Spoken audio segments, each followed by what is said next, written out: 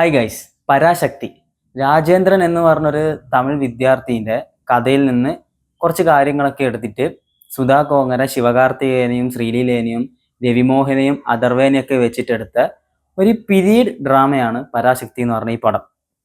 പടത്തിനെ പറ്റിയിട്ട് പറയുന്നതിന് മുന്നേ ഈ പടം ആദ്യം ചെയ്യാനിരുന്നത് സൂര്യയും ദുൽഖറും നസീറൊക്കെ കൂടിയിട്ടുള്ള ഒരു കാസ്റ്റിനെ വെച്ചിട്ടായിരുന്നു. സൂര്യ 43 എന്നുള്ള പേര്, പുരാണനൂര് എന്നുള്ള ഒരു പേരിൽ അനൗൺസ് ചെയ്തൊരു പടമായിരുന്നത്. അത് സൂര്യയും ദുൽഖറൊക്കെ ആ പടത്തുനിന്ന് പിന്മാറിയും പിന്നെ അത് ശിവകാർത്തികേയന്റെയും രവിമോഹന്റെയും അഥർവേന്റെ ഒക്കെ കയ്യിലേക്ക് എത്തുകയായിരുന്നു ചെയ്തത്.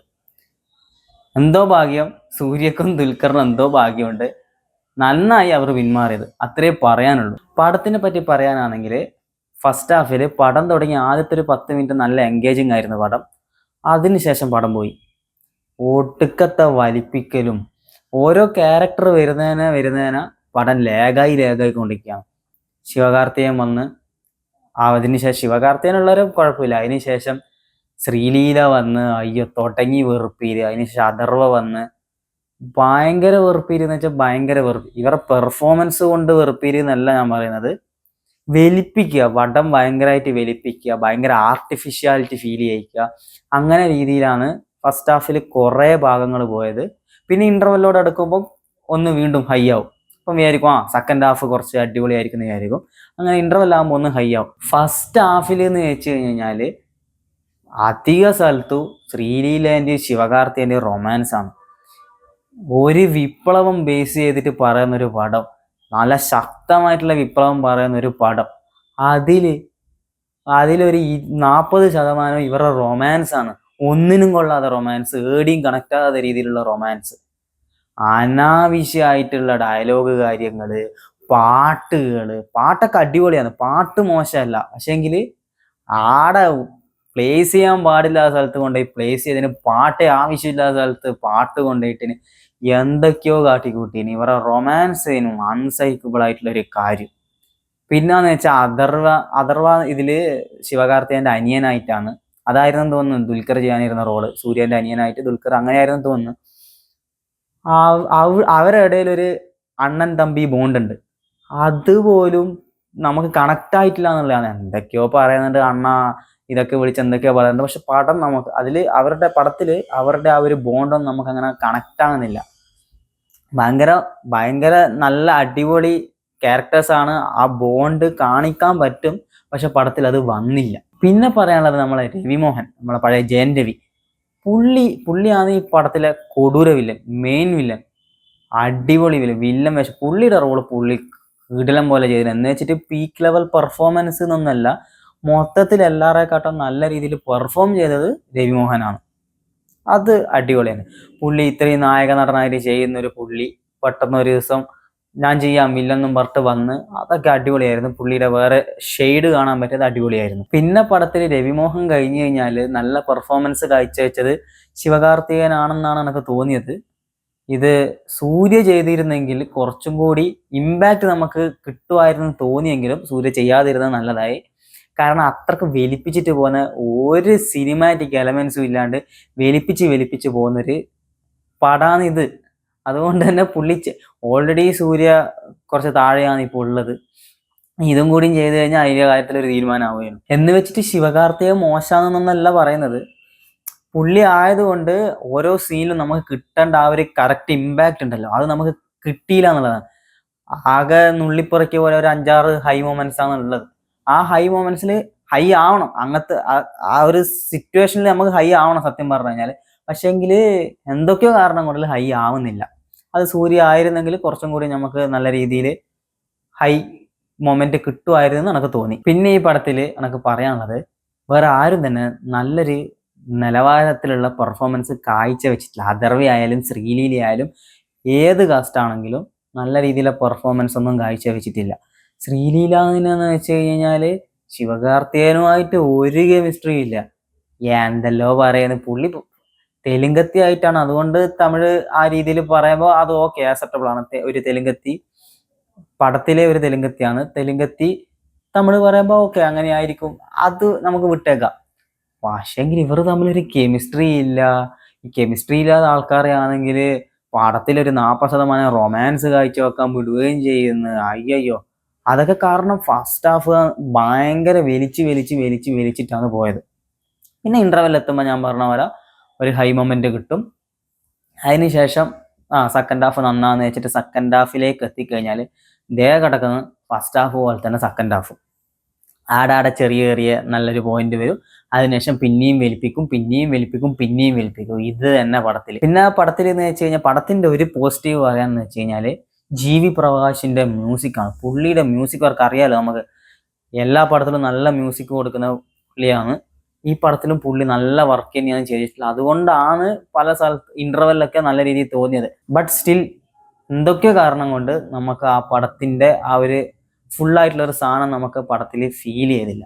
പിന്നെ ക്ലൈമാക്സ് എല്ലാം എത്തുമ്പോൾ എന്തൊക്കെയാണ് കാട്ടിക്കൂട്ടി വെച്ചിട്ടുള്ളത്. സൂര്യരൈ പോട്ടർ എന്ന് പറഞ്ഞ ഒരു പടം ഡയറക്റ്റ് ചെയ്ത ആളാണ് സുധാ കൊങ്ങര. പുള്ളിക്കാരത്തിന്റെ മേലെ ഒരു വിശ്വാസമുണ്ട് നമുക്ക്. പുള്ളിക്കാരത്തിന്റെ ഒരു പടം വരുമ്പോൾ ഇങ്ങനെ ഉണ്ടാവും. അതൊക്കെ ഇല്ലാണ്ടാക്കിയ രീതിയിലാണ് ക്ലൈമാക്സ് ഒക്കെ. എന്തൊക്കെ സീരിയല് പോലെയൊക്കെയാണ് എടുത്തത്. സീരിയലിലെ വില്ലന്മാർ, മറ്റേ ഹിന്ദി സീരിയലിലെ വില്ലന്മാർ ഈ തീയിൽ കടന്നിട്ട് തീ കത്തുമ്പോൾ എണീച്ചു വരുമൊക്കെ ചെയ്യല്ല, അതുപോലെയൊക്കെയാണ് ഇതില് ലാസ്റ്റ് ഒരു ട്രെയിൻ സീക്കുന്ന സമയത്ത് ജയന്റവി വരിക, തീ കത്തിക്കൊണ്ടിരിക്കും, മേല് ഫുള്ള് തീ കത്തുന്ന പുള്ളി ഇങ്ങനെ വന്ന് നിന്നിട്ട് ശിവകാർത്തികനെ പിടിച്ച് വലിക്കുക. അങ്ങനത്തെ രീതിയിലൊക്കെയുള്ള ഒരു ലോട്ട സീനൊക്കെ ക്ലൈമാക്സ് എത്തുമ്പോൾ കൈമന്ന് പോയി, സുധാകരന്റെ കൈമന്ന് പോയി. അങ്ങനെ രീതിയിലാണ് പടം എക്സിക്യൂട്ട് ചെയ്ത് വെച്ചിട്ടുള്ളതാണ്. മേക്കിംഗ് ആയാലും നമ്മളെ ഒട്ടും എൻഗേജിങ് ആക്കാത്ത രീതിയിൽ മേക്കിംഗ്, എഡിറ്റിംഗ് ആയാലും എന്ത് പറഞ്ഞു കഴിഞ്ഞാലും ഒരു പീരിയോഡിക് മൂവിയാണ്, ഒരു ഹിസ്റ്ററി പറയുന്ന ഒരു മൂവിയാണെന്ന് പറഞ്ഞു കഴിഞ്ഞാൽ നമുക്ക് സിനിമ കണ്ടിരിക്കാൻ പറ്റണം. അങ്ങനെ എത്രയോ ഹിസ്റ്ററി പടങ്ങൾ, എത്രയോ ബയോപിക്കുകൾ, അങ്ങനെ പല കാര്യങ്ങളും നമുക്ക് കണ്ടിരിക്കാൻ പറ്റുന്ന രീതിയിലൊക്കെ അല്ലേ അതൊക്കെ ഷൂട്ട് ചെയ്ത് വെച്ചിട്ടുണ്ട്. ഇത് നമുക്ക് ലാഗ്, ഉറക്ക് വരും, ഉറങ്ങിപ്പോവും മനുഷ്യന്മാർ. ആ രീതിയിലാണ് പടം എടുത്തു വെച്ചത്. പിന്നെ ഈ പടത്തിന്റെ കഥ എന്ന് പറയുന്നത് ശക്തമായ ഒരു വിപ്ലവം പറയുന്ന ഒരു കഥയാണ്. നല്ലൊരു ഹോൾഡുള്ള ഒരു കഥയാണിത്. ആ കഥേനെ അലങ്കോലാക്കി വെച്ചതിൽ നല്ല സങ്കടമുണ്ട്. ഇത് പണ്ട കാലത്ത് സ്വാതന്ത്ര്യത്തിന് ശേഷം ഹിന്ദിക്കാർ വന്നിട്ട് അന്നത്തെ ഗവൺമെന്റ് തീരുമാനിക്കുകയാണ് ഇന്ത്യയിൽ മൊത്തത്തിൽ ഒരൊറ്റ ലാംഗ്വേജ് മതി, അത് ഹിന്ദി എന്നുള്ളതിന് തീരുമാനിക്കുകയാണ്. അതിന് സൗത്ത് ഇന്ത്യൻകാർ, ഹിന്ദി അല്ലാതെ ആൾക്കാർ പോരാടുന്നു. അതിന് തമിഴ്നാട്ടിൽ നിന്ന് രാജേന്ദ്രൻ എന്നാണ് ശരിക്കുള്ള വിദ്യാർത്ഥിനിയുടെ പേര്. ആ ക്യാരക്ടറാണ് ഇതിൽ ശിവകാർത്തി, ചെഴിയൻ എന്നാണ് പടത്തിൽ പേര് കൊടുത്തിട്ടത്. അതിന് നേതൃത്വം കൊടുക്കുന്നത്, അതിന് അഗെയിൻസ്റ്റ് ആയിട്ട് വർക്ക് ചെയ്യുന്നത്. അങ്ങനത്തെ രീതിയിലൊരു നല്ല ഒരു സ്ക്രിപ്റ്റാണിത്. കേരളത്തിൽ നിന്നുള്ള ആൾക്കാരായിക്കോട്ടെ, തെലുങ്കിൽ നിന്നുള്ള ആൾക്കാരായിക്കോട്ടെ, വെസ്റ്റ് ബംഗാൾ, കന്നഡയിൽ നിന്ന് എല്ലായിടത്തു നിന്നുള്ള ആൾക്കാർ ഹിന്ദിയിൽ നിന്നുള്ള നമുക്ക് എല്ലാം പൊതുവെ ഒരു തെറ്റിദ്ധാരണ കണക്കുണ്ടായിരുന്നു. പല വാർത്തകൾ കേട്ടിട്ട്, പല റീൽസൊക്കെ കണ്ടിട്ട് തമിഴന്മാർക്ക് എന്ന് വെച്ച് കഴിഞ്ഞാൽ ഹിന്ദിക്കാരെ കണ്ണെടുത്താൽ കണ്ടുകൂടാ. സത്യം പറഞ്ഞാൽ അവർക്ക് ഹിന്ദി എന്ന് പറഞ്ഞ ഭാഷയോടോ അല്ലെ ഹിന്ദിക്കാരോടോ അല്ല ദേഷ്യം എന്ന് ഈ പടം കാണുമ്പോൾ നമുക്ക് മനസ്സിലാവും. അതൊന്നല്ല അവരുടെ പ്രശ്നം. അവരുടെ മേലില് ഹിന്ദി അടിച്ചേൽപ്പിക്കാൻ ശ്രമിക്കുന്നു എന്നുള്ളതാണ് അവരുടെ പ്രശ്നം. അവരുടെ മാതൃഭാഷയായിട്ടുള്ള തമിഴ് അവർക്ക് ഉപയോഗിക്കാൻ പറ്റുന്നില്ല എന്നുള്ളതാണ് അവരുടെ പ്രശ്നം. അല്ലാതെ ഹിന്ദി ഭാഷക്കാരോടായിട്ടൊന്നും അവർക്കൊരു പ്രശ്നമില്ല. നമുക്ക് ഈ പടം കണ്ടാൽ മനസ്സിലാവും. അങ്ങനെ നല്ലൊരു സ്ക്രിപ്റ്റിനെ വേണ്ടാത്ത രീതിയിലെ റൊമാൻസ്, അണ്ണം പാസല കുത്തിക്കേറ്റിട്ട് നശിപ്പിച്ച് വെച്ച് നല്ല രീതിയിലൊരു വിപ്ലവം പറയാൻ പറ്റുന്ന ഒരു കഥയായിരുന്നു. ഹിസ്റ്ററി ജനങ്ങൾക്ക് കാണിച്ചു കൊടുക്കാൻ പറ്റുന്ന കഥയായിരുന്നു.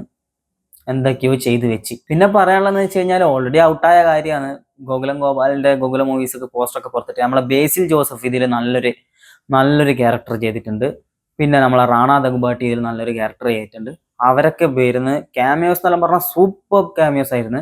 അവർ വന്ന സമയമൊക്കെ അടിപൊളിയായിരുന്നു. ആകെ മൊത്തത്തിൽ ഈ പരാശക്തി എന്ന് പറയുന്ന പടം അതൊരു മോശം പടം എന്നൊന്നല്ല ഞാൻ പറയുന്നത്. പക്ഷേ ആ ഒരു ഹോപ്പ് ഉണ്ടായിരുന്നു. ഈ പടത്തിന്റെ ട്രെയിലർ കണ്ടതും ഒരു ഹൈപ്പ് വന്നിട്ടുണ്ടായിരുന്നു. ആ ഹൈപ്പിനോട് ചേർന്ന് നിൽക്കുന്ന രീതിയിലുള്ള ഒരു പടമല്ല, ഒരു വൺ ടൈം വാച്ചബിൾ ആയിട്ടുള്ള ഒരു ആവറേജ് മൂവി.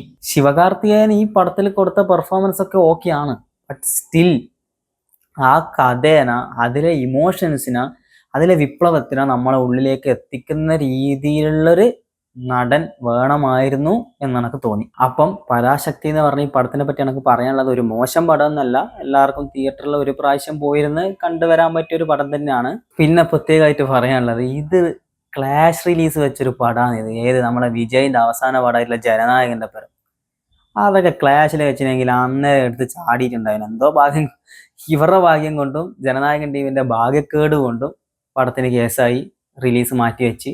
എന്തായാലും അങ്ങനെ ക്ലാഷ് വെക്കേണ്ട ഒരു പടം ആയിരുന്നില്ല ഇത്. പിന്നെ ഇത് പ്രൊഡ്യൂസ് ചെയ്തിരിക്കുന്നത് റെഡ് ജയൻസ് ആണ്, ഇപ്പോഴത്തെ റൂളിംഗ് പാർട്ടി അല്ല DMKന്റെ. അപ്പൊ അവര് പൊളിറ്റിക്കലി കുറച്ച് കാര്യങ്ങൾ എന്നുള്ള രീതിയിലായിരിക്കാം ക്ലാഷ് വെച്ചത്. അതിനെപ്പറ്റി നമുക്ക് ശരിക്കും അറിയില്ല, ഞാൻ എൻ്റെ ഒരു ഊഹം പറയാണ്. അതുകൊണ്ടായിരിക്കും ഈ ക്ലാഷ് വെച്ചത്. പിന്നെ ഈ പടത്തിൽ നല്ല രീതിയിൽ DMKനെ ബൂസ്റ്റ് ചെയ്യുന്നുണ്ട്. അവര് ഇതിനു വേണ്ടിയിട്ട് കുറെ കാര്യങ്ങൾ ചെയ്തിട്ടുണ്ടെങ്കിലും ആവശ്യത്തിലേറെ ബൂസ്റ്റ് ചെയ്യുന്നുണ്ട് ഈ പടത്തിൽ. ഓക്കെയാണ്, പ്രശ്നമല്ല, പടമാണല്ലോ, അവർ ചെയ്യുന്ന പടമാണ്, അവർക്ക് എന്തും ചെയ്യാം, അതൊന്നും പ്രശ്നമില്ല. അപ്പോൾ അത്രയേ ഉള്ളൂ ഗൈസ്. പരാശക്തി എന്ന് പറഞ്ഞ പടം ഒരു ആവറേജ് പടമാണ്. തിയേറ്ററിൽ ഒരു പ്രാവശ്യമൊക്കെ പോയിരുന്ന് കാണാൻ പറ്റിയൊരു പടമാണ്. നിങ്ങൾ തിയേറ്ററിൽ പോയി കാണാൻ ശ്രമിക്കുക, കണ്ടിട്ട് നിങ്ങളെ അഭിപ്രായം അറിയിക്കുക. എല്ലാവരും ചാനൽ സബ്സ്ക്രൈബ് ചെയ്യുക. നമുക്കിനി അടുത്ത വീഡിയോയിൽ കാണാം. ബായ്.